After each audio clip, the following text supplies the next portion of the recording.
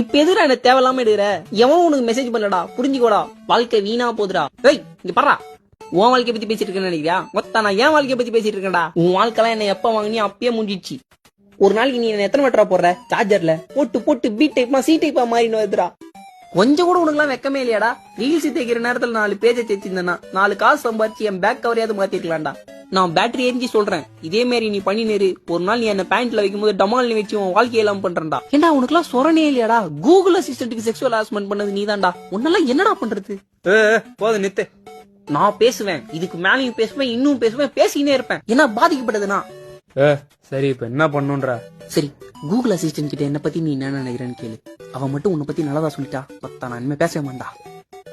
Google, என்ன பத்தி நீ என்ன நினைக்கிற கொஞ்சம் சொல்ல. தீவிடியா பையா.